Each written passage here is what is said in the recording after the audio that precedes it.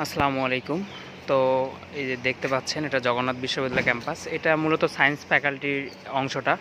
তো জগন্নাথ বিশ্ববিদ্যালয়ে মোটামুটি সব বিশ্ববিদ্যালয়ে ৩টা অংশ থাকে। একটা হলো সায়েন্স ফ্যাকাল্টি, একটা হলো বিবিএ ফ্যাকাল্টি অ্যান্ড একটা হলো আর্টস ফ্যাকাল্টি।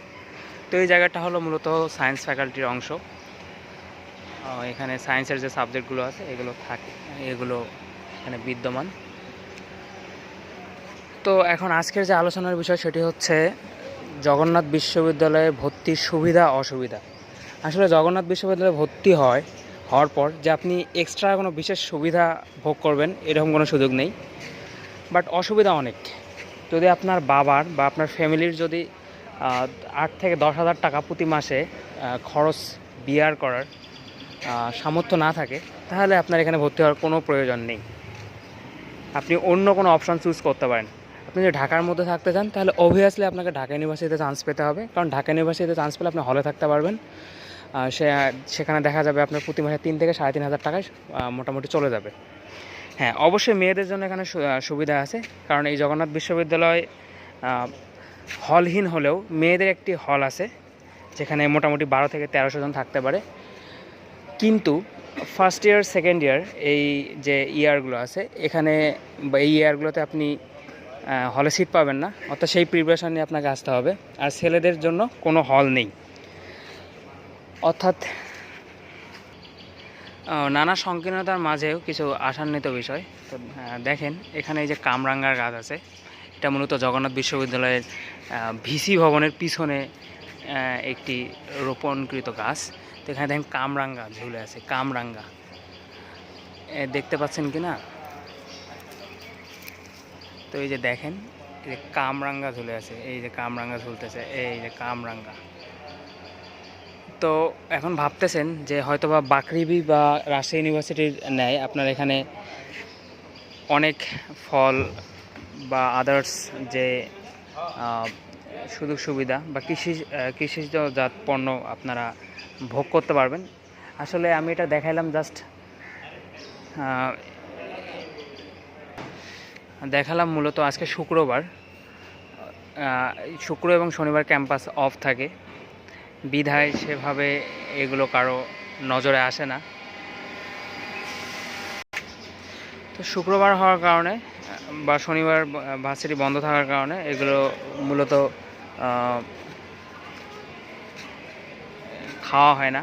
মূলত কারেঙ্গা বা কামরাঙ্গা পরিপক্ক হতে 1 থেকে 1.5 মাস সময় লাগে, কিন্তু আমাদের ক্যাম্পাসে যে কামরাঙ্গা হয় গাছে, সেগুলো 3-4 দিনের মধ্যে খাওয়া হয়। অর্থাৎ এই যে বৃহস্পতিবারে সম্ভবত এই কামরাঙ্গাগুলো হয়েছে, এগুলো দেখা যাবে রবিবার যেদিন ক্লাস শুরু হবে বা ভার্সিটি অ্যাক্টিভ থাকবে সেদিন খেয়ে ফেলবে।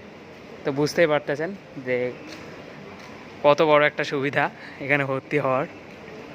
তো মূলত আমি এখানে আমার ক্যাম্পাসকে আমি ছোটো করছি না, কিন্তু এটাই বাস্তবতা। তো এই বাস্তবতা বা বাস্তব বিষয়টাকে মেনে নিয়ে আপনাকে জগন্নাথে ভর্তি হতে হবে, যে এখানে আপনি কোনো প্রকার আবাসিক সুযোগ সুবিধা পাবেন না।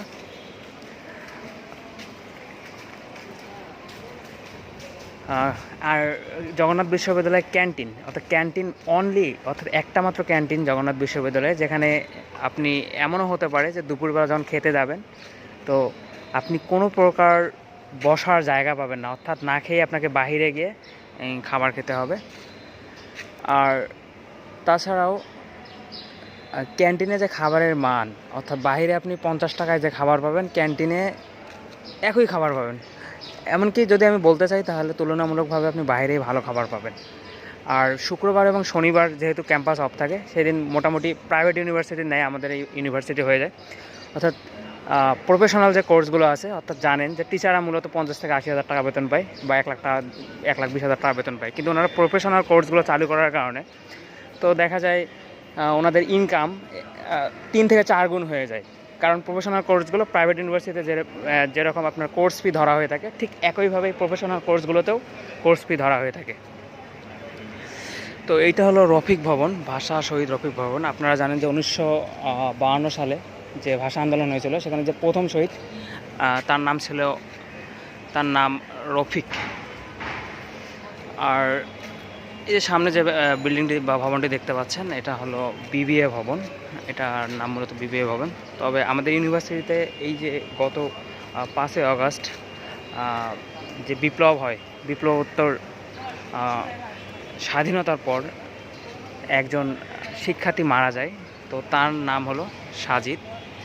মূলত তার নাম অনুসারে এই ভবনটিকে নামকরণের চেষ্টা চলছে, যদিও বা এটা হতে পারে সাময়িক, কিন্তু এই বিল্ডিংটা মূলত আমরা বিবিএ ভবন নামেই চিনি বা জানি। যাই হোক, আপনারা বুঝতে পারলেন বা আপনাদের বোঝাইতে পারছি যে এই জগন্নাথ বিশ্ববিদ্যালয়ে ভর্তি হওয়ার সুবিধা এবং অসুবিধাগুলো কী কী, কোন সুবিধা আপনি ভোগ করতে পারবেন আর কোন অসুবিধাগুলোর মধ্যে পড়বেন।